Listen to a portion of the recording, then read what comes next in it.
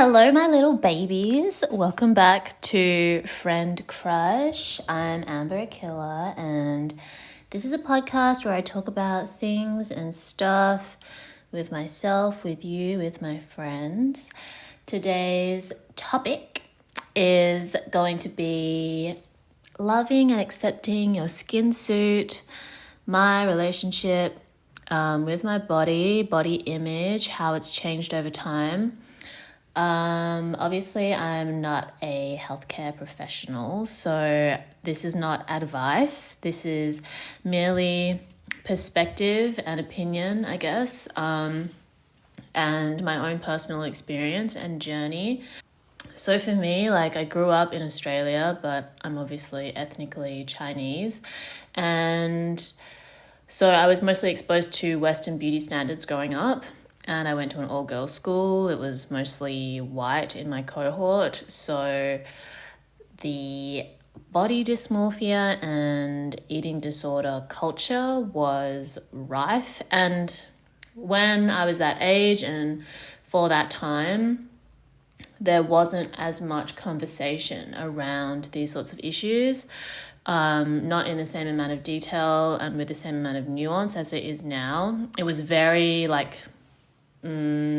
rudimentary, mostly focused on, the effects of Barbie dolls on girls, and not much discussion around just marketing and the media and how all these things affect young girls. So I think because I have a pretty small and slim frame as is, I didn't feel extremely insecure about my body, but I definitely went through phases where I felt like, oh, maybe I should be dieting and trying to lose weight like everybody else, or I could probably be a little bit skinnier, I should maybe exercise more, blah blah blah. So anything that I was doing to change my body was more through the lens of changing how I looked and less about how I feel. And I think as I've gotten older, I've recalibrated my priorities, and my priority is definitely more mental and physical health, and then how I look comes secondary to that. And if my mental and physical health is good, then I will look good.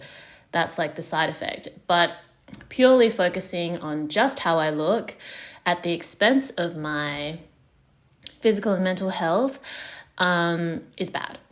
That's not how I personally want to live, because I enjoy the experience of life more than the experience of being validated for physical appearance only. So that's kind of how my relationship has changed over time. I think one thing that really buffered any tendency that I might have to fall into an eating disorder was that I was studying feminist art in my final 2 years of high school. And one text that really influenced me was The Beauty Myth by Naomi Wolf. And I think that text now is probably a little bit dated, and it is very white feminism, but it was radical for me to have read something like that at that time, to be exposed to that kind of information. I can still think back today, the principles and concepts that she discusses in the book, I was able to observe in my immediate surroundings, just, in the suburbs of Australia. So she talked about how dieting culture and this beauty myth is sold to women, and it creates insecurities within them, which then allows companies to sell dieting products, dieting plans, and to make women insecure and disempowered. And ultimately, food is fuel for your body, and you need energy in order to think and do things. And if you're not eating, if women aren't eating, then they don't have the energy to empower themselves against, the patriarchy. So you can agree or disagree with whether you think this is accurate or not, but I was seeing girls starving themselves and fainting in their exams, focused only on how they looked, not eating at lunchtime, comparing themselves to each other, and just like, for what? Like, you're only 14, 15, 16 at the time. The idea that you are not nourishing your body and allowing it to grow, especially and develop, like especially during puberty, is just so scary to think of now that I'm older and I look back on that time. And, you know, I just couldn't, I became really cognizant of that kind of dynamic. And to me, because I also didn't really like grow up pretty. I never really considered myself pretty when I was growing up. I didn't compare myself to pretty girls either because I wasn't white with blonde hair. I didn't really have an insecurity centered around wanting to be white that much. So I was kind of saved from that. And so my self-worth wasn't really that tied up with my physical appearance, and I was more into like learning instruments and art, and I did enjoy doing well at school. I didn't fall as deeply into that kind of spiral as I might have if I wasn't learning what I was learning in art, and also because I didn't look like anybody else in school, so you couldn't really compare me. Because I think sometimes like the way that beauty standards work is that the closer you are to a standard, the more kind of obsessed you become with trying to meet it, you know? So like if you're like Victoria's Secret model, you're like blonde, long hair, boobs, skinny, and then a regular person who's blonde and fair-skinned but doesn't have big boobs or doesn't have a really toned body, like they're going to be more susceptible to that standard of beauty than me because I'm Asian, and I'm not going to compare myself to a white Victoria's Secret model.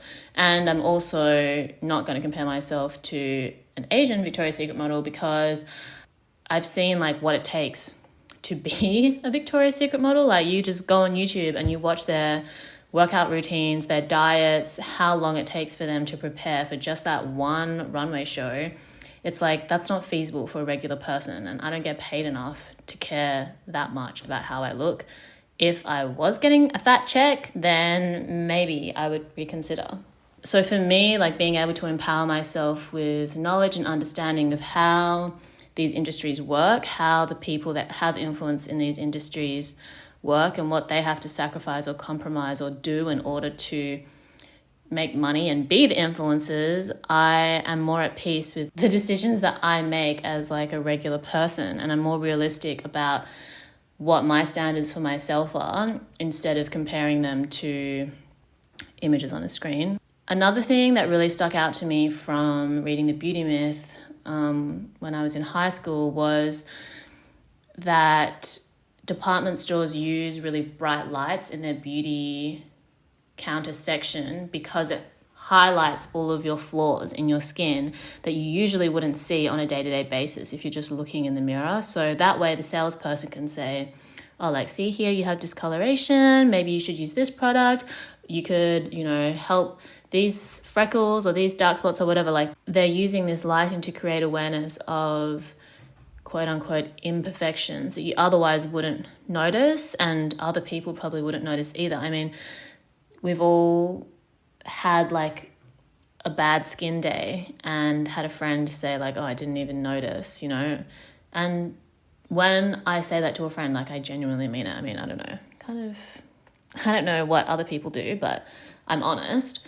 And also like, I'm not going to judge somebody because they have a pimple on their face. I'm going to judge you by whether you're nice to the people around you, whether you have something interesting to say, not because, and that isn't discredited because you have a pimple. Yeah, I was going to department stores when I was that age and looking at juicy tubes and noticing how bright all those mirrors were. Like even now, if I'm in a department store and I'm testing a foundation, I will look at the color through my camera phone and try to go into natural light rather than looking in front of a beauty mirror, because then my skin color will appear much lighter in front of the beauty light, and I don't walk around with the beauty light in front of my face all day either. So that's that.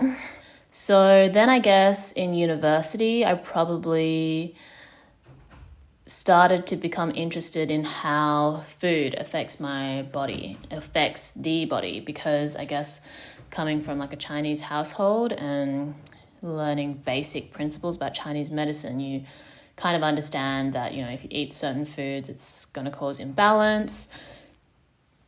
So I was interested to see like how different diets worked. I tried a bunch of different things pretty unsuccessfully because I don't have much willpower when it comes to these things. I was vegan for a year, and I don't think being vegan is sustainable for me long term, but I learned a lot from that experience about how food is manufactured, the effects that it has on the environment, and that we don't actually need to consume that much animal product in order to be healthy. So I make more conscious decisions, or I'm more conscious about what I'm eating as a result of that experience. And also I've tried to become more in tune with how my body responds to different foods. Like I know that if I'm going to eat really high sodium foods, if I eat lots of sushi, if I eat lots of salami and processed meats, processed foods, like I'm going to get bloated. And before, when I would feel bloated, I wouldn't know why. And then I would just kind of have like a mini spiral. But now I can enjoy those foods and know that I'm going to feel bloated and be okay with it because I understand why it's happening to my body. So again, like educating myself about nutrition, even in just basic ways, has helped me a lot. I know that eating fruits and vegetables is going to be good for me. I know that drinking lots of water and getting enough sleep is going to have a bigger effect on my body than not eating certain foods or eating less or doing a specific workout routine. There was a period of time when I was in a really bad mental health state. I wasn't sleeping well because I was working full time. I was also DJing multiple nights a week and going to bed late and wasn't staying hydrated. So I just said, okay, I'm just going to focus on drinking more water. I'm sure that I could be drinking more. So I was in the office and I was filling up a water bottle, and over like a few months time, I started to notice improvements in my skin. And I had also said to myself, okay, I'm going to cut back on DJing and try to get more sleep, because I didn't have enough energy to do my job well, and I started to resent DJing because I would just feel so tired from doing it. Over the course of like 6 months to a year, I was trying to go to bed a little bit earlier than usual, and I did really see a difference in my energy levels and also in my skin. So yeah, sleep is like really important. Sleep and rest, because your body needs to recharge itself, and then there are other things you can do to ensure you have better quality sleep. So like I try not to look at my phone before I go to bed, and I charge it in a different room. So I'm not looking at it the first thing when I get up in the morning either. If I want to be really good, I won't eat a lot of food before within a few hours of going to sleep, because if your body is digesting food when you're sleeping, then it's not using that energy to do other healing and recharging processes. But I mean, I love snacking, so I'm not exactly consistent on that front, but I have that knowledge if I ever want to just be more mindful of the quality of sleep that I'm getting. My relationship with exercise has changed a lot as I've gotten older. When I was younger, I did not enjoy competitive sport. I think when I was in like a preteen, I did gymnastics, which I enjoyed because it wasn't super competitive and pretty low impact. But yeah, I hated competitive sports. I didn't consider myself an athletic person at all. I only thought of exercise in the context of weight loss, because I only thought of exercise in the context of weight loss because then I was like friends with girls who started to become really obsessed with going to the gym like every day. This is like in the first few years of uni, and I was like, oh, maybe I should be caring about this too. And I tried it, but I couldn't be consistent. I couldn't be bothered. And I also realized that like I didn't really care what any of the boys that I knew thought, because I thought they were all dusty as fuck. Like, I got bullied by a lot of the guys that I knew growing up, and what they said was not as hurtful as much as it was frustrating for me to know that I couldn't find new friends, because Perth was so small and all of my girlfriends were still friends with these guys, even if they were really rude and mean to me. But ultimately, I would just think like, how could I have a crush on any of you anyway? I mean, with your ugly little boat shoes and that Ralph Lauren polo t-shirt that your mum bought you, like, your opinion is the last thing I could care about. And clean your fingernails. Like, you're not going to touch me with those hands. So I think growing up as an only child, not having any like male figures in my life growing up just kind of made me really indifferent to male attention. I really feel like my audience is more women and the gays. The girls and the gays are the opinions that I entertain, and then the straight man, I really don't care. I guess that indifference kind of protected me at a time when I felt like I was around girls that were really trying to look hot for boys, when I was like, all of you are already so beautiful, and what does being hot even mean if you can't like have a conversation with someone because you don't have the energy from not eating for a week? And most of these boys do not respect women. They will not text you back. And they can't even tell the difference between navy and black. So like, why do you actually care about their opinion? Bullet dodged. With that realization, I just didn't really bother with exercise that much as a way of like losing weight in order to impress boys. I think yoga has been something that's been consistent throughout my life since I was like a teenager, just because the flexibility that I got from gymnastics can be used in yoga. I'm definitely not like extremely good at yoga, but that's what I appreciate about yoga, is that it's a practice that is supposed to humble you. It's not competitive. It's more about being able to go a little further with your own body at your own pace, not in comparison to anybody else. Coming out of university, I would say that that's when I started to really have a more holistic approach to life. When I started to see like my mental and physical health, how that affected my ability to perform well in work, in life, then body image became kind of like a part of all of that, in the sense that prioritizing my mental and physical health will lead to me feeling and looking good.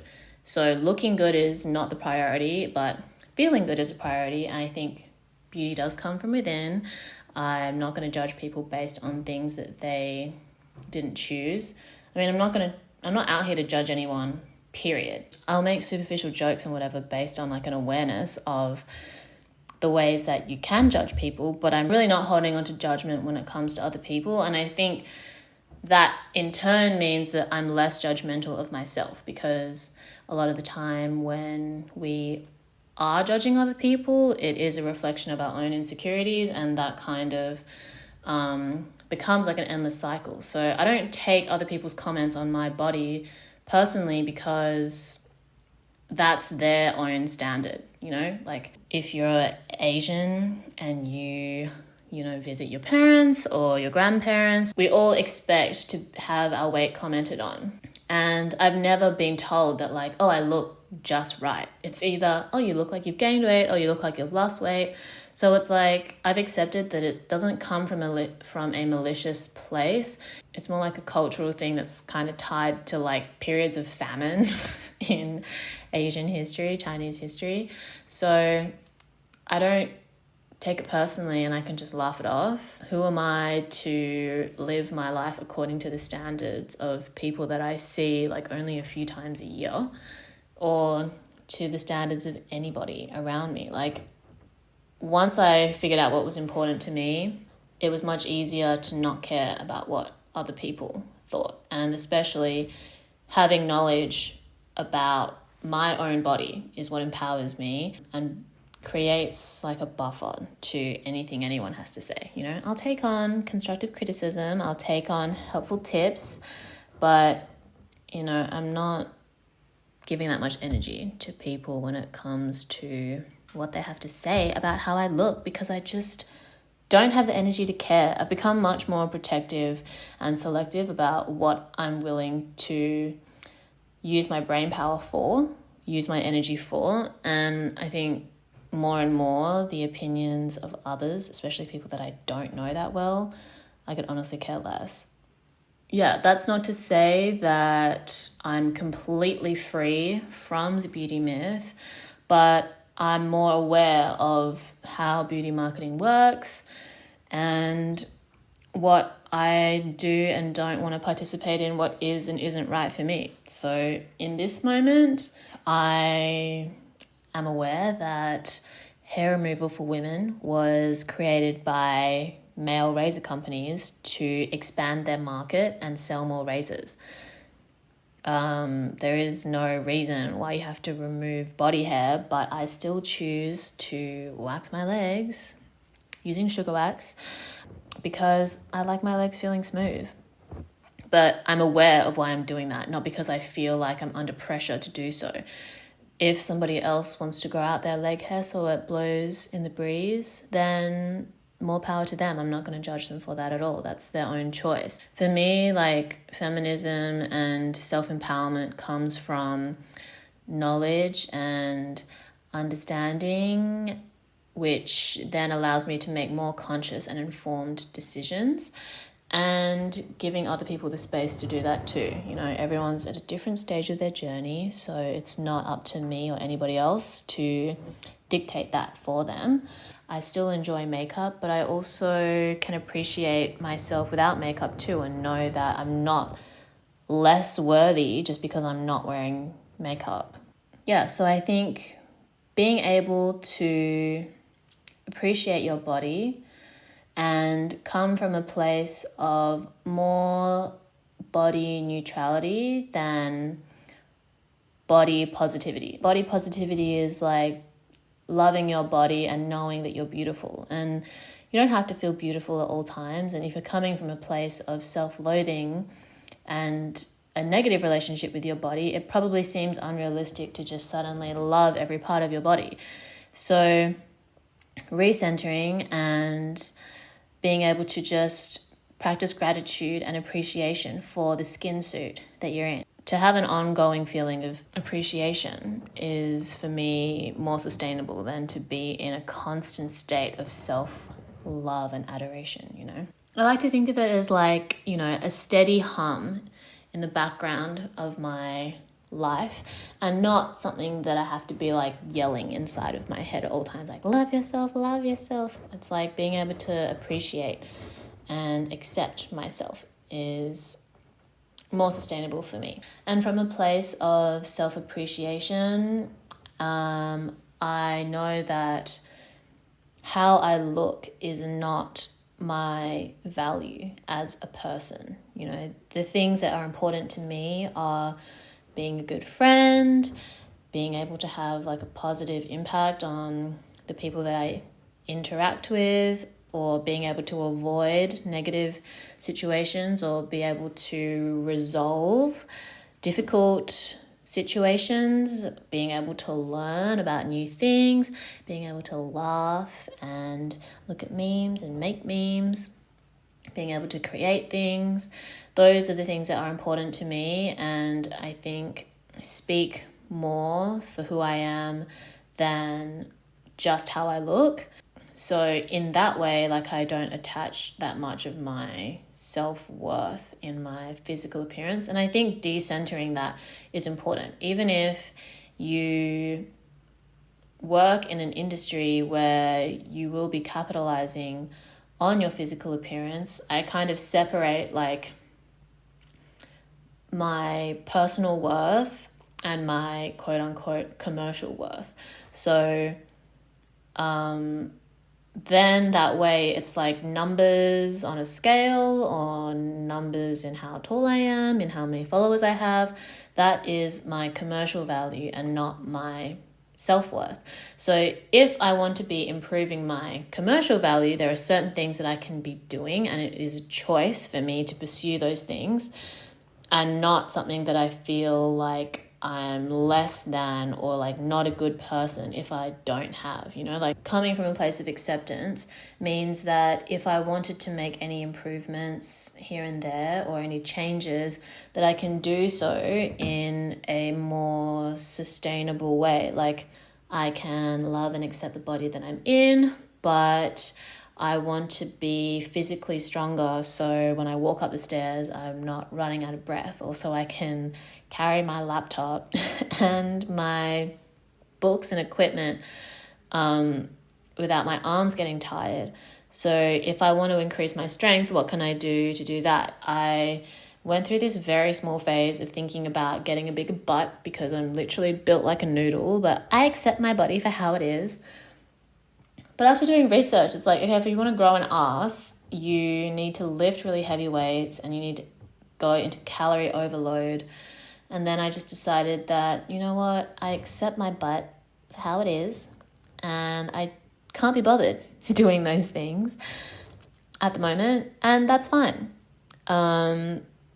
So yeah, I think when you feel under pressure to love your body, then you start feeling guilty about wanting to change it. And I don't think there's anything wrong with making healthy changes ever, like being a more balanced person. Having a more balanced skin suit is going to be good for you and positive. So yeah, one thing I find really weird about the body positivity movement is when people that are glorified or pedestaled for being able to embrace their body, if they are overweight, then decide that they want to lose weight. Like, it doesn't mean that they hate themselves. It just means that it's a change that they decided that they wanted to make. And I hope for their sake that they did it in a healthy and sustainable way, but it's really nobody's business to judge them based on that. The same way that if someone that is really slim gains weight, and this is always in regards to women and not men, like maybe 1 out of 1,000 cases when it comes to public figures gaining and losing weight is about men, but usually it's not. It's always about women, which shows how real the misogyny is. Like, if a really skinny public figure or model or whatever gains a bit of weight, it's always like headline news, or like, can they comment, or are they pregnant? And it's like, maybe they're just enjoying their life. Like, if you're in a position where your commercial worth is so heavily placed on your physical appearance, if somebody, that probably means that they have to be really conscious of how they're eating and exercising. And if at any time they finally get to be free and just enjoy food and enjoy life as they please, maybe they gain happy weight. And isn't that a great thing? I don't know why like media outlets are so cruel to women. And maybe you can tie it back to the beauty myth in saying that, I don't know, it's in society's best interest for women to be oppressed in some way, even if it is just through body image. It's clearly such a powerful tool, and I think just becoming more conscious of the ways that you can be manipulated is going to help you detach from external pressures and focus just on how you feel. Yeah, so in summary, I would say that when it comes to like physical health, I know that eating fruits and vegetables is good, drinking lots of water.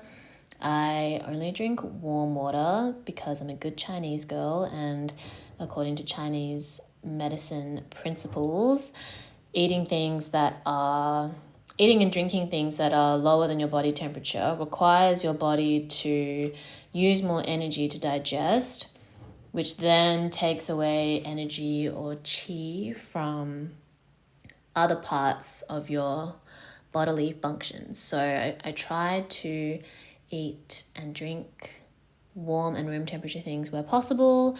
Summer is coming up, so I am going to be more flexible with that when drinking iced lattes. But, that's something that I am conscious of.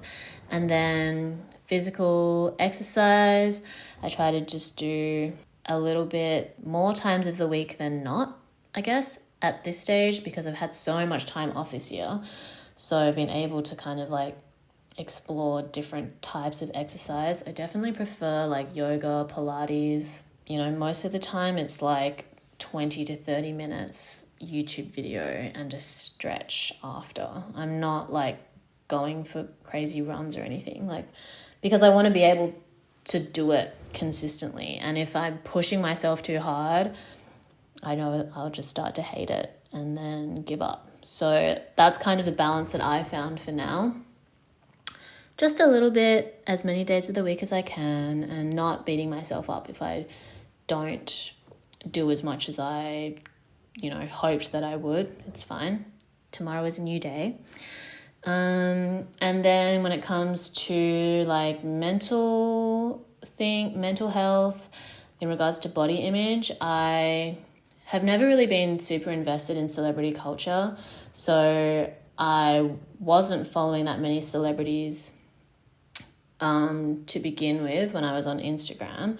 But I went through a phase a few years ago where I just unfollowed anything that pinged any kind of insecurity in me, because it's my social media feed, so I have control over it, and I want to feel good when I go on Instagram and social media, not insecure. So most of the time it's people that I don't know that create that sense of insecurity, because I don't have a full picture of how much are they editing their photos, or what is their lifestyle like. I don't want to compare myself to just an image of somebody, because I think that's where the mind goes first, and then all that extra effort of having to distance and deconstruct, I just can't be bothered. I just don't really actively follow people or accounts that I don't have a personal connection to, or that aren't a source of positivity for me when I go on social media.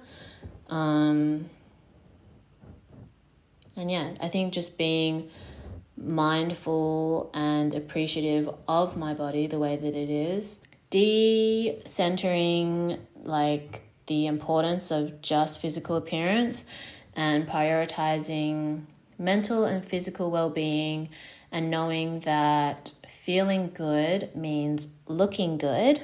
The things that you do to purely look good don't necessarily make you feel good. And I also think that people that are considered unconventionally beautiful are able to be given opportunities and platforms. And of course there are intricacies and criticisms that you can make in terms of different amounts of privilege that people have because they are thin or because they're light-skinned or whatever. But I really do believe if you present yourself as hot and believing that you're hot and you have hot girl energy, that's how people will receive you. And at the end of the day, you can't please everybody, So what's more important to me is that I feel good about myself and not how somebody else feels about it. Whether that's my mom, my friends, or randoms on the internet, I want to feel good about me and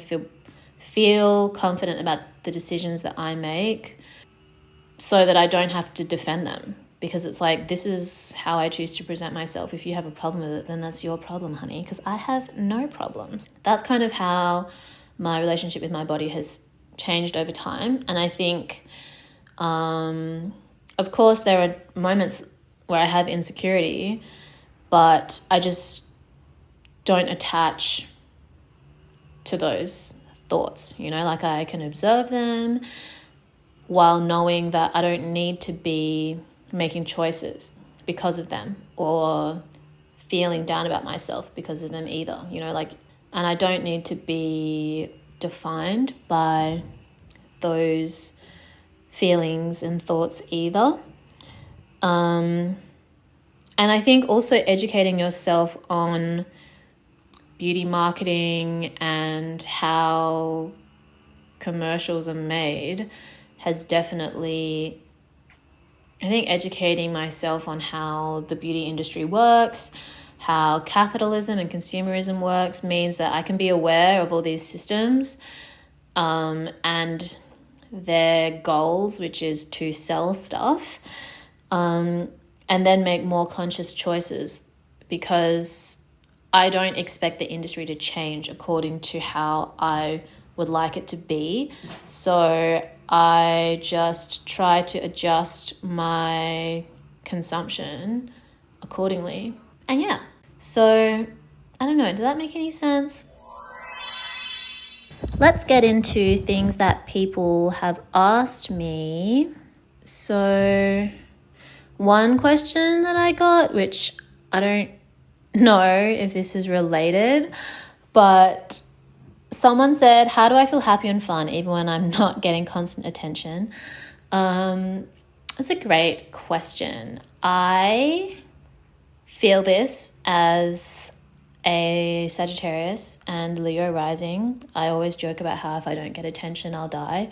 But ultimately, I think because I grew up as an only child, I've always had to keep myself entertained. I can't rely on anybody to bring the fun.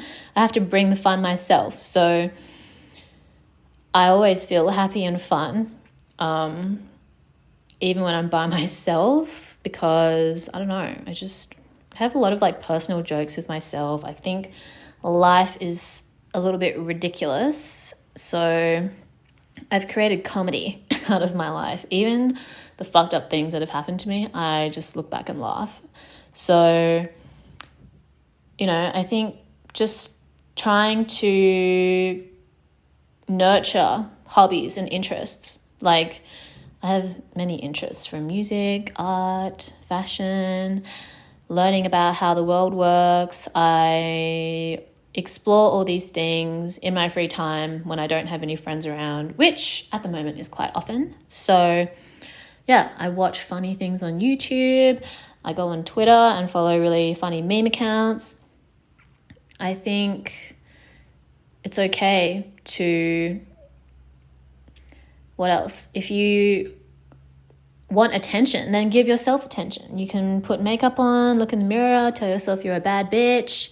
So many things you can do when you're not getting attention from the outside world is to give attention to yourself. Create a better relationship with yourself instead of relying on other people to make you feel good. I think that's really important.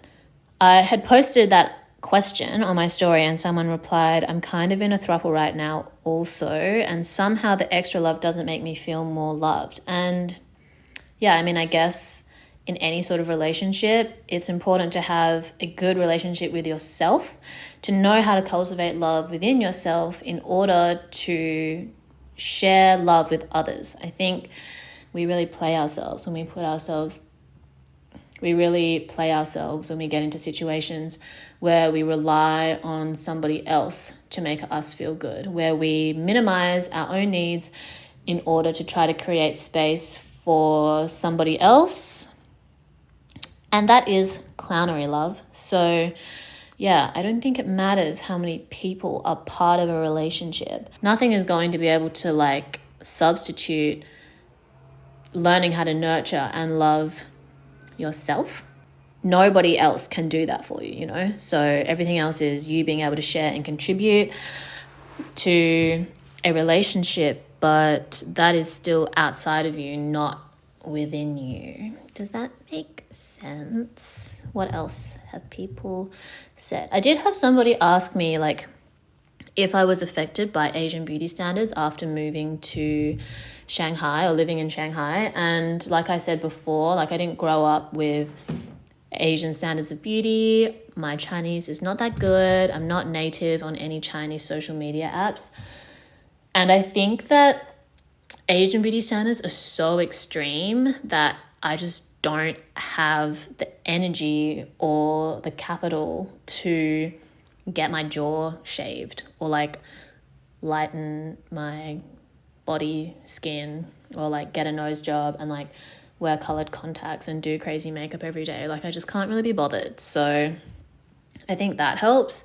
I think the fact that whenever I do get jobs in China that require me to be a shape for hire, which is what I call modeling, it usually has to do with the fact that I do things that aren't modeling, like DJing and having creative projects, blah, blah, blah. Like the industry has changed so that casting agencies want to be able to hire people that are not just models, so they can tell their clients like, oh, like, you know, these people have personality. And also we don't have to pay them as much because they don't have managers that take commission. So yeah, I just think like I've gotten to the point where I just think beauty standards are ridiculous, period. And they are used and created to create insecurities in order to sell like products. And ultimately, beauty comes from within. I'm not judging people based on things that they didn't choose. Like, I didn't choose to be born. I didn't choose to be born with a body that I have, but I love and appreciate it because it's the vessel through which I experience the world. And everything else is just a choice. Okay, some of these questions are not related to body image, and I will address them in another episode maybe. Okay, someone asked body image and social media. Do you ever want to post an image of yourself but don't because of fear of being judged or appearing too confident?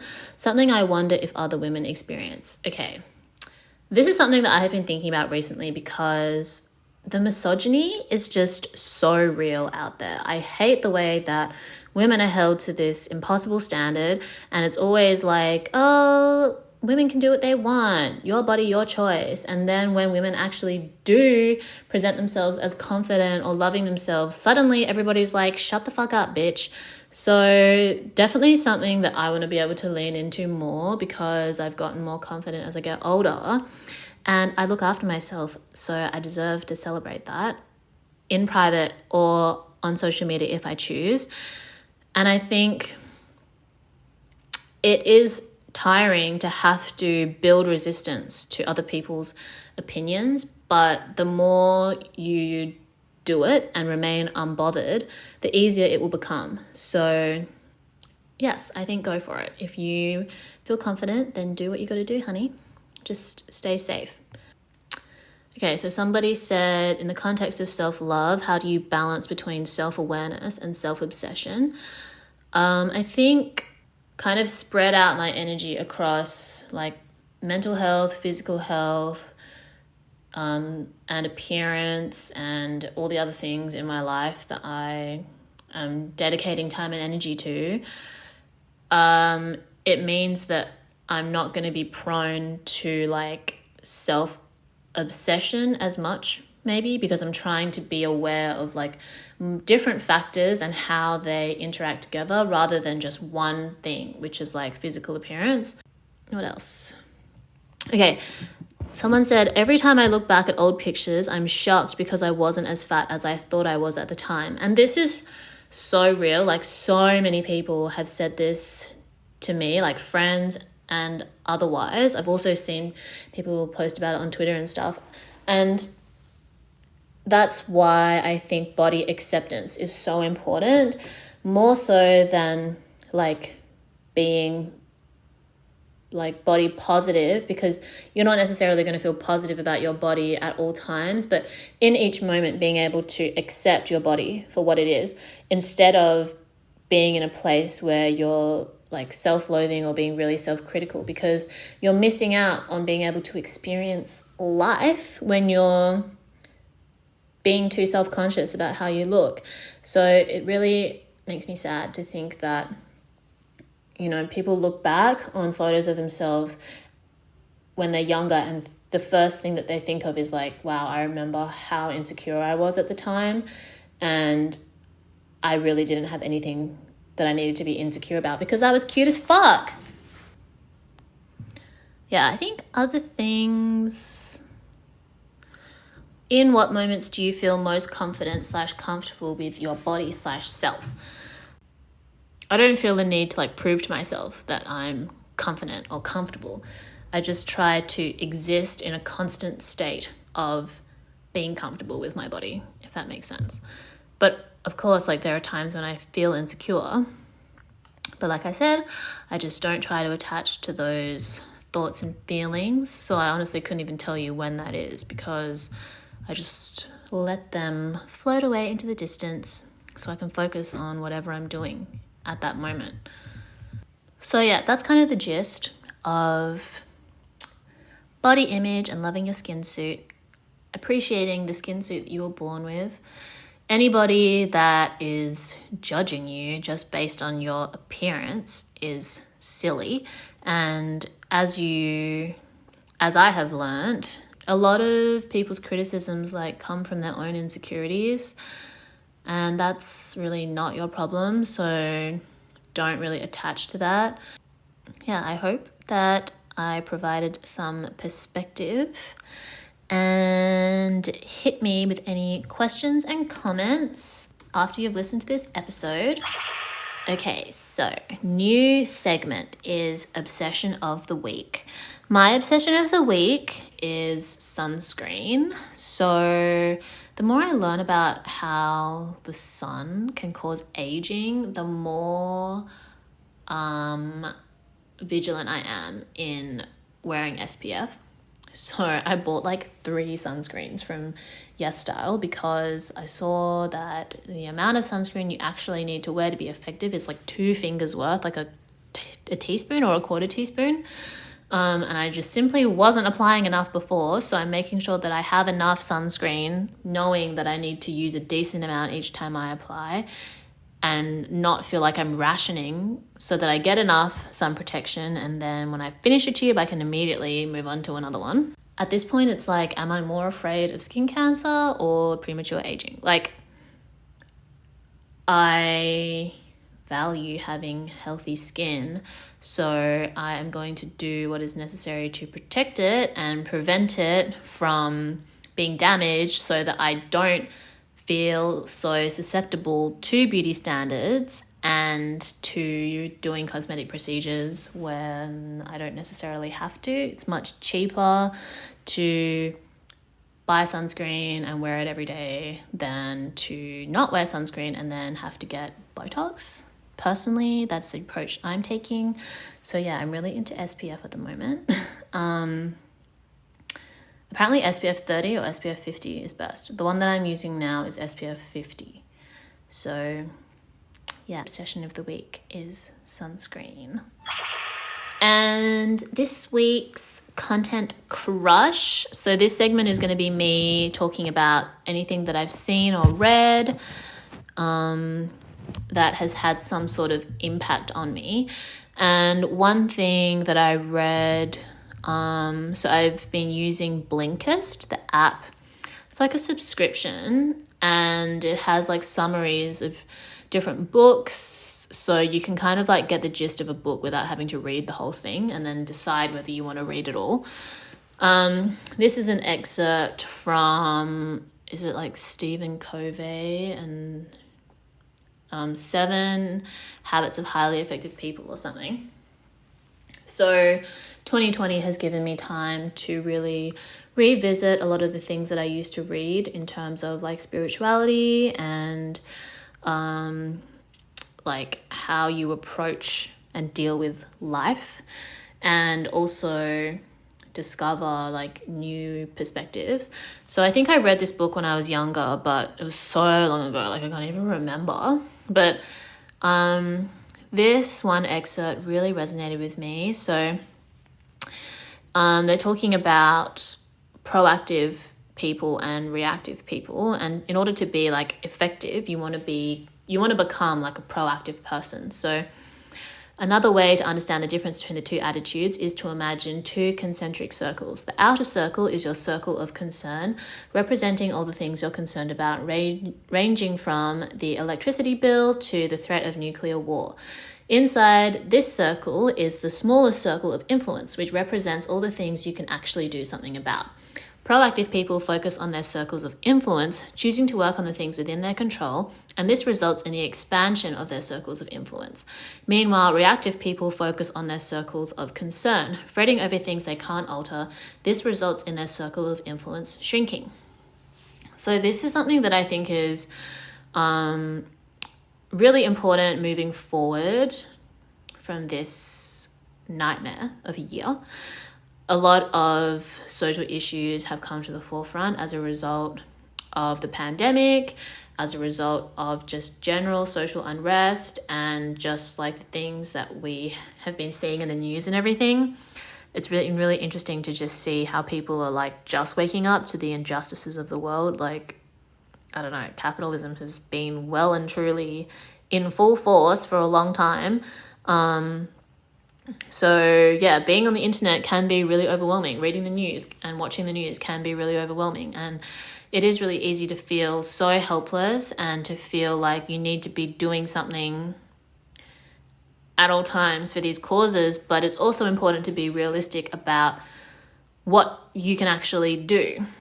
Me being able to be more conscious in the decisions that I make and to be like a positive influence or presence for the people around me is going to help me move forward in a positive direction rather than feeling helpless and unable to make changes in regards to things that I ultimately can't really control. I can't control how foreign governments behave. I can't control how companies choose to market their products.